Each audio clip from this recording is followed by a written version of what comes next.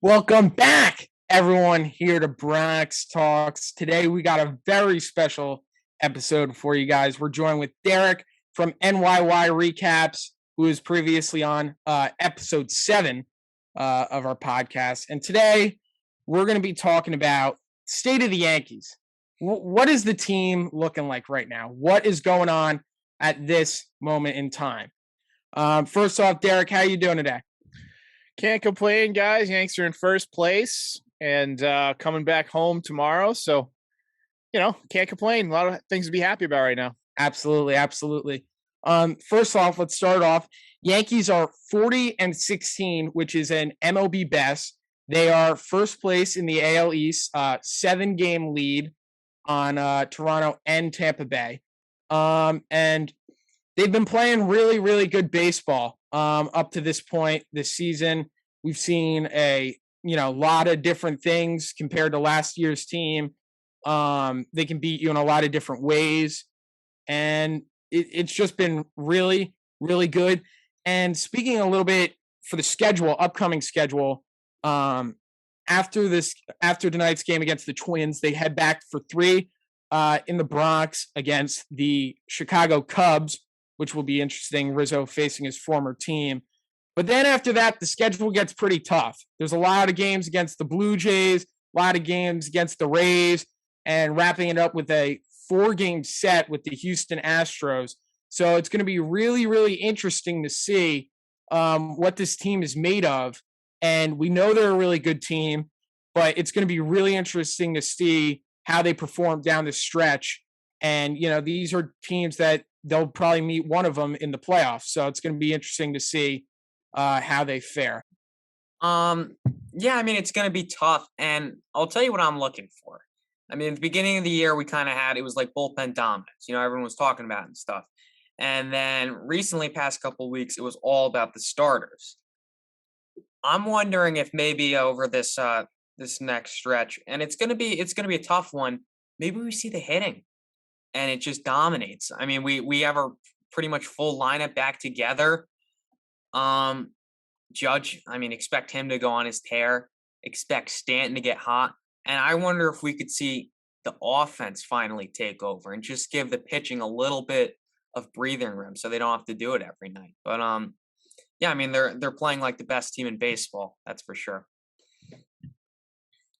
Yeah, I agree with you guys. I think it's interesting to see that the entire team has, for the most part, been healthy for the first time in a couple of years. I don't know what they've done to change up their regimens and things like that, but the pitching staff not missing any time essentially out of the rotation has been intriguing to me. Whatever they're doing is working.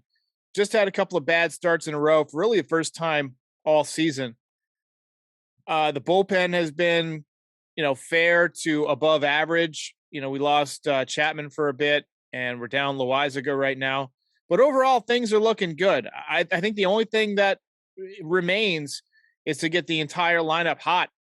And that doesn't generally happen very often. Even during a good season, you're going to have times where some guys are hitting and some guys aren't.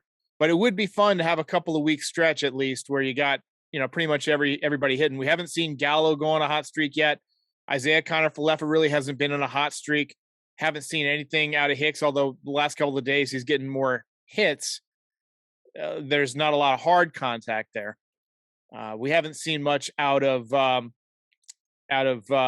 Donaldson this year. I think he's got an OPS, over league average, but he's not really being, putting up consistent numbers. So, yeah, I think it'd be fun to see the offense get going. But if they want like that real hitting stretch, it can't just be a Judge and Stanton thing. That'll help, but they're going to need the bottom of the lineup production, which they have lacked the past, few years. Yeah, and absolutely. And it's kind of amazing, that they're 40-16, best record in baseball, because there is a lot of, I wouldn't say a lot of holes, but Aaron Hicks and Joey Gallo, I know Hicks has, gotten some hits, like you said, recently, but they've basically struggled heavily all season. And the Yanks just, they continue to just overcome it and, have it as like a piece of adversity that they have to climb over each and every night out. And, that it's a good thing and a bad thing in a sense. Bad thing, obviously, we want those two guys to be playing their best baseball. But I mean, with them playing as well as they are, with those two guys slumping, come trade deadline, when you look to improve the roster, you can only get better from what you are now. And, that's definitely something I'm looking forward to. And I think, a lot of other teams, are definitely keeping notice that, the Yankees got two of these really, really bad players just really struggling, and they're winning games still. So I think a lot of teams take notice of that. And I think the Yankees know that. I think Brian Cashman knows that. So, you can only make the team better. So I feel like that's definitely going to be important, something I look forward to. Yeah, it'd be interesting to see what they do. I like the idea of upgrading in left field or center field, but I don't think they're going to upgrade in both spots. They've got a lot of money committed to Hicks, and Gallo, somebody had to give up a lot to get. So I can't see Cashman admitting two big mistakes at once and fixing both issues. I think they'll stick with one or the other. More likely than not, Hicks will be injured is my prediction, because he gets injured every year. He's already been injured once this year for a few days, I believe. Or no, he missed time because of the paternity. So I don't know if he had any injuries or whatever. But it seems like since 2018 he hasn't put in a full season. So I'm not counting on him to stick around this entire year. So I think that will take care of itself. It's noticeable to me that Gallo is playing a lot more right field. He hasn't been out there in left field, which tells me that the Yankees have some kind of thoughts about him not being as good in left. And he's not putting up the power numbers that he's had, frankly, before he came to the Yankees. So he would be the guy I think that the Yankees will try and swap out. I think Hicks is going to end up on the IL, but I don't think either one of them is going to be on the postseason roster. I could definitely see Hicks I would getting agree with injured. And then basically having to run the same thing out next year because they, give him another chance. And it'll also be interesting. I mean, do you move Judge full time to center field?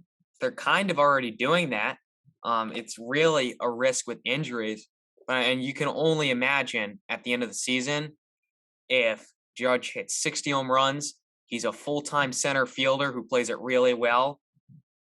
That guy's going to be worth, it'll be ridiculous. Well, he's still going to be 31 years old. And if you look at the numbers, he's about an average center fielder to slightly below average. He's better in right field for sure. And the wear and tear that you take trying to cover, people don't think about center field in the way they should. You back up shortstop a lot of times. You back up second base on balls hit. You're running a lot more than when you're in right field. In right field, you've got to kind of back up on throws to first. Sometimes, I guess, on like the 5-4-3 double play, you got to come in and cover. But there's also not as much room to cover in right field. Like, he just doesn't have to run as much. I just think that center field might be a little bit too much wear and tear to go full time. But they seem to be putting him out there and risking it. I'm not going to question the lineups anymore because, they seem to be pulling him out of a hat sometimes, but they still figure out a way to win. So I'm just going to assume that they've got some kind of data science going that is showing them something that I can't see. But I just can't see Judge being a full-time center fielder. You're going to have to move him back to right field at some point. But then again, there's not a lot of other center fielders out there. I mean, Benintendi doesn't play center. I mean, maybe you could get Cedric Mullins, but the Orioles they're trying to come back slowly and show their fans that they want to win. And it would be sending a wrong message to trade a really good fan favorite type player right now. And also, they don't trade with the Yankees very often. I mean, the Zach Britton trade was several years ago, but beyond that, they don't make a lot of deals with the Yankees. I think the owner, Peter Angelos, doesn't like trading with the Yankees, doesn't like helping the Yankees get better. But the fact that Dylan Tate has turned into a pretty good pitcher for them, might encourage them to, make some more deals for Yankees prospects that they could turn around. So, I just don't know who's out there that they could get for center field right now. Yeah. Yeah, I mean, I totally agree with you. There's not many options. The Judge center field thing, there's a lot of reason why you can't, keep running him out there. He doesn't do a bad job, but he's one of the best players performing this year, like one of the best hitters in Major League Baseball. You definitely don't want to get him injured. As far as the outfield, one guy I really, really do like Andrew Benintendi. I think he would be, I've said this numerous times, I think he would be a really, really great fit in that Yankees lineup. Lefty bat, he would run into some more home runs in Yankee Stadium, although he's not really a power hitter per se. But I feel like it would add a ton of depth to the lineup. I feel like he'd be good in driving runners in. Obviously he doesn't play center field. But I think at the end of the day, his bat is so good, and I feel like it'd be so such a necessity, to keep him in that Yankee lineup. In my opinion, I feel like the Yankees should go out and get him. Like you said, there's not a lot of center fielders out there, and what I would do. It looks like I guess you'd make Judge basically the full-time center fielder, but you could work in some DH days there. And Benintendi's not a center fielder, but he's played like 24 games in center field. So, if you want to DH Judge one day, maybe you could put Benintendi out there. That's my whole thing. I'd be curious to see what your take is on that. Yeah, they might try and piecemeal it. His numbers in Yankee Stadium are really good. He's got an 823 OPS in 30 career games, 28 games started. He's had 125 plate appearances. He's got 7 home runs and 20 ribbies. He's hitting 261. So he's comfortable hitting there. In terms of parks that he's played in, Yankee Stadium is about middle of the pack. He hit 8 with an 800 OPS in Boston, and we know how good he was for Boston. So that just tells you, his performance goes up when he plays at Yankee Stadium. When he's playing at Kauffman Stadium, his OPS is 771. So I think he'll do a lot better playing half of his games in New York. Yeah, and I mean, I think you can make that work, definitely. Through the combination, if you had Castro mixing in every now and then, Benintendi at center, and then Judge, I mean, you could get a rotation going where that would work. It's not the most ideal. Obviously, you'd like a real center fielder, but they could definitely make that work for the end of the season. And I mean, you got to imagine, sort of like Carpenter, who's become one of my new favorite players, he would kind of develop that swing that would just be tailor-made for Yankee Stadium. I think they should give Carpenter more at-bats. I love what I see from him, especially in Yankee Stadium. I mean, he's a guy that he's a professional hitter in the same way that Anthony Rizzo is. He doesn't have the same bona fides that Anthony Rizzo has over his career, but he has had some good seasons. He understands hitting. I just think he's one of those guys that lost his swing for a while. He just kind of developed some kind of a mechanical issue, and it took a couple of years out of his career. It's happened before, and it'll happen again. But it seems like he's kind of put it back together since he's come to the Yankees. And those second deck home runs are no joke. I mean, it's fun to watch too. So yeah, I hope they give him more bats.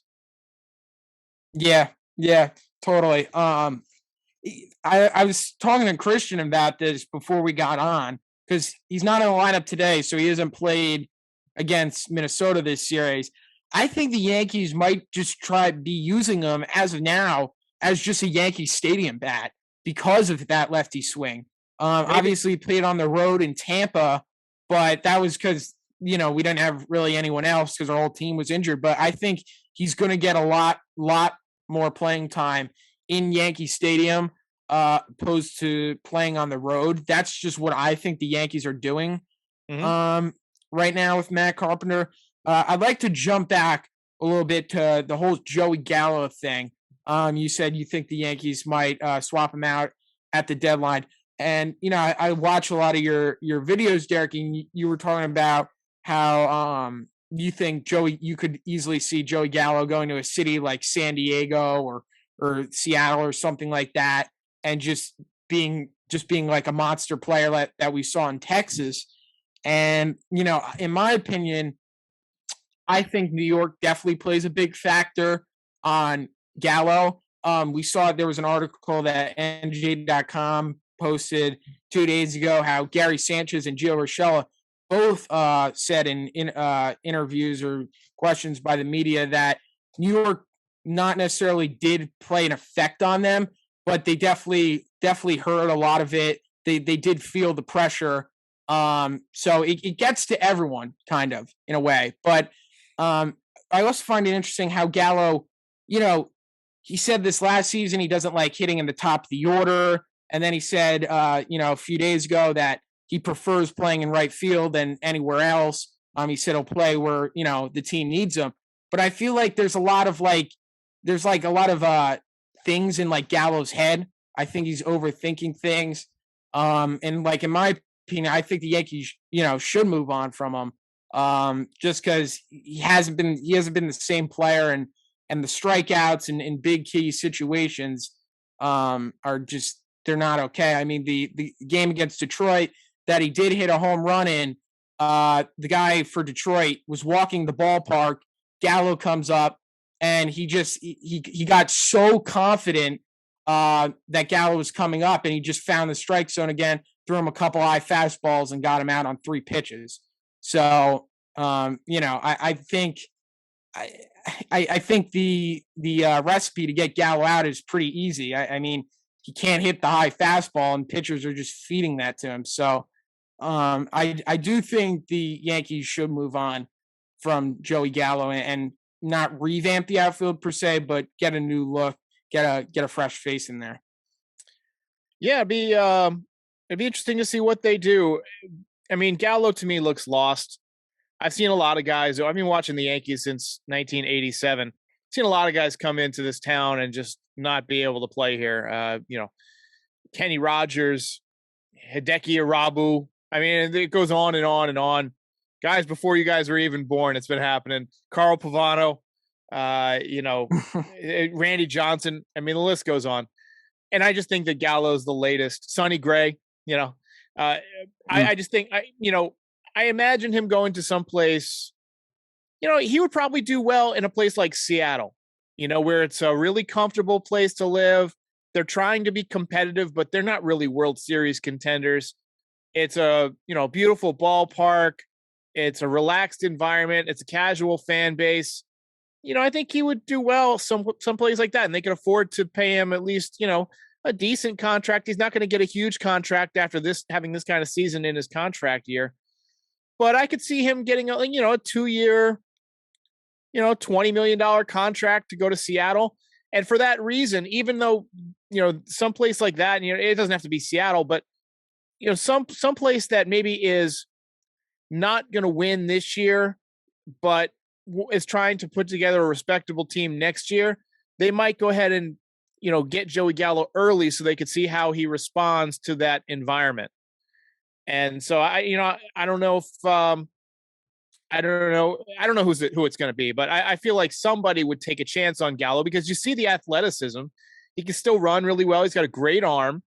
He's got good bat speed. He just has a bad approach at the plate, and he's in a place where he's said that he doesn't make adjustments. He doesn't change his approach. And if he doesn't change his approach, he's not only not going to be on the Yankees, he's not going to be in Major League Baseball. So he's going to have to figure out if he wants to play, if he's serious about this being his life, he's going to have to face that fact that, hey, I've got to make adjustments to this. Years ago, Mike Messina was one of the best pitchers in baseball. He threw about 94, 95 miles an hour when the Yankees got him. And he was dominant for several years. Then around maybe 2006, 2007, he started getting lit up. I mean, this is a guy who was used to winning, and he had to reinvent himself. He realized, okay, I can't do what I'm doing with my fastball anymore. And he had to learn to throw other pitches. Same thing happened with CC Sabathia towards the end of his career. He had he was a Cy Young contender every year, but in the last few years of his career, I think he had a couple of losing seasons. I think he had a season with an ERA over 5. And then he came back and he was better because he made adjustments. Baseball is a game of adjustments. And until Joey Gallo realizes that, he's not going to get better.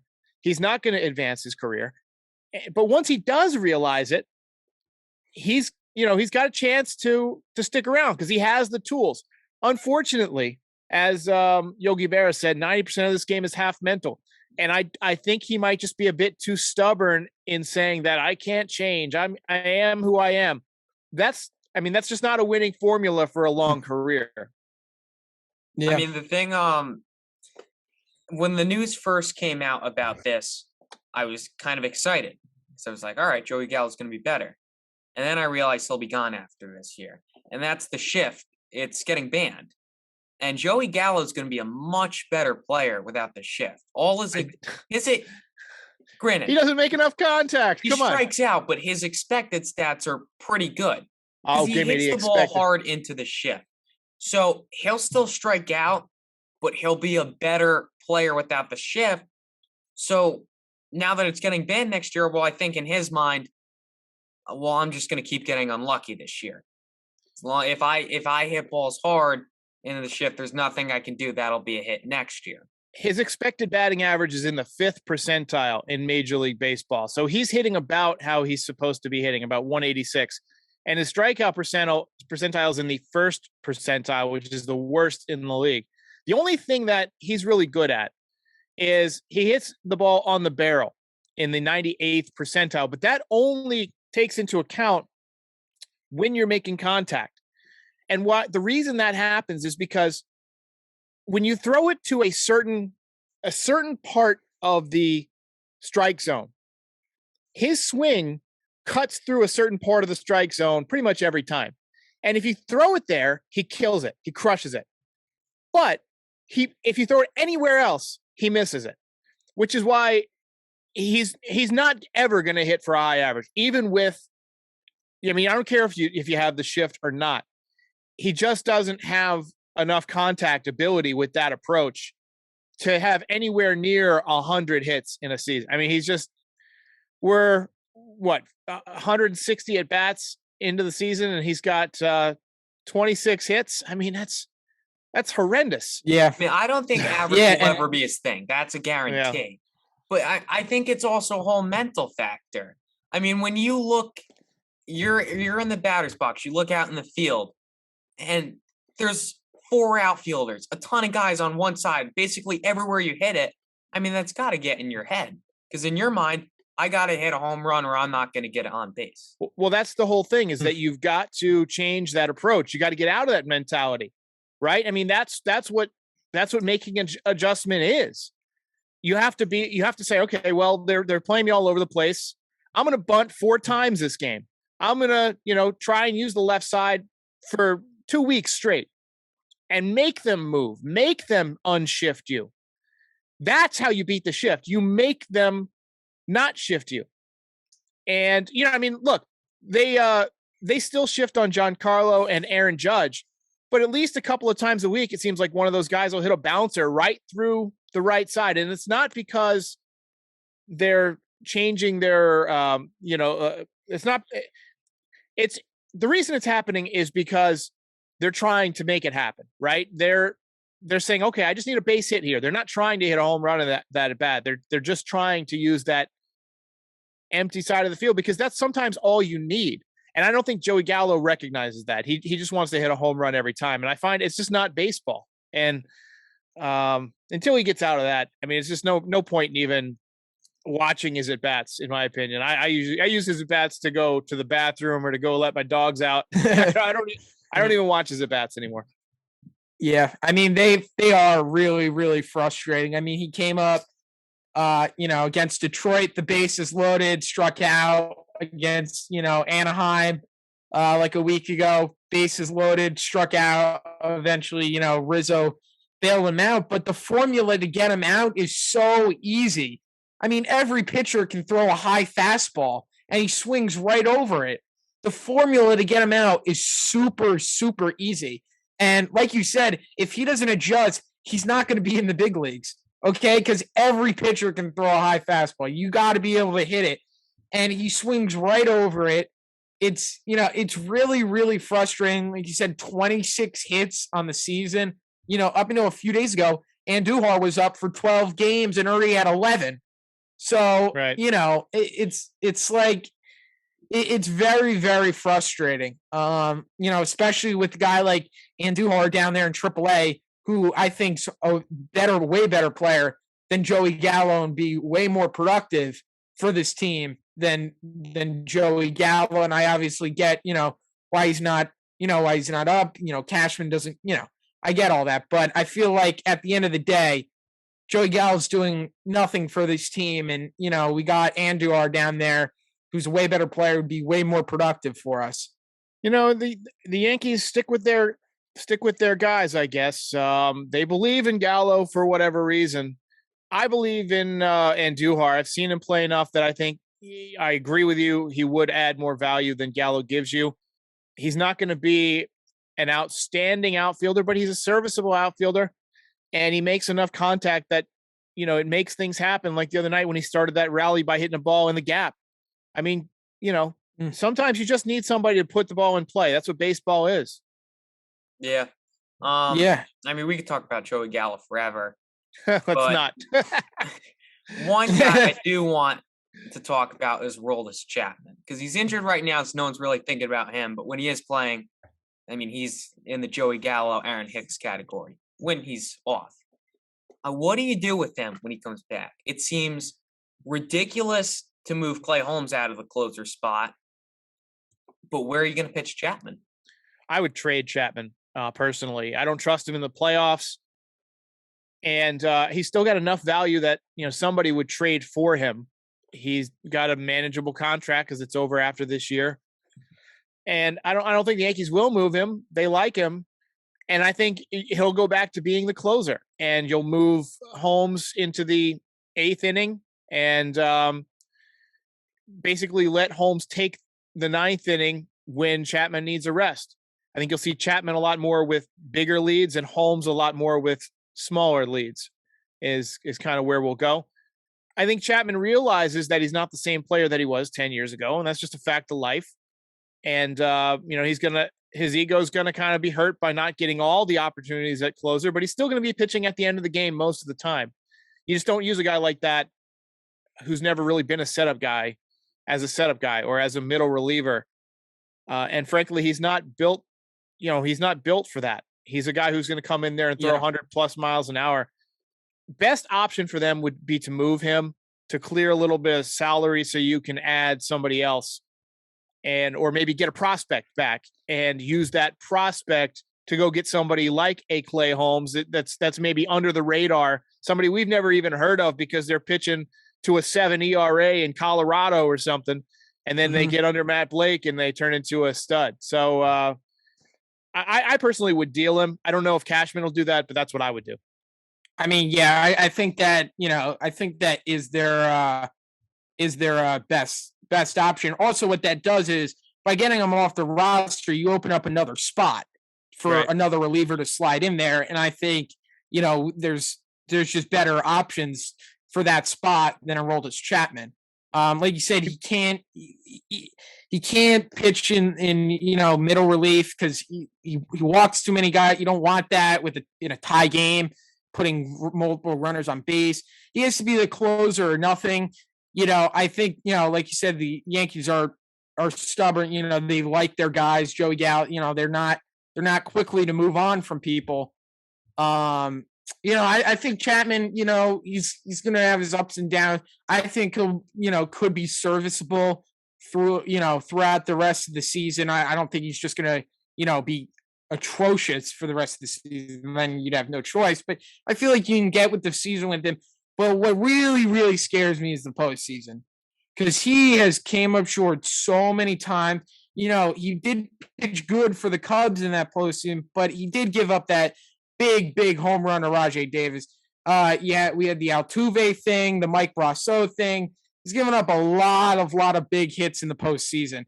And the last thing I want, with this team playing so well, and one of the best teams we've seen so far in recent memory, is to have that guy in the mound in a big game in the postseason that we need to win, and he fails, and they cut to him on the camera doing his stupid smile. Yeah. That is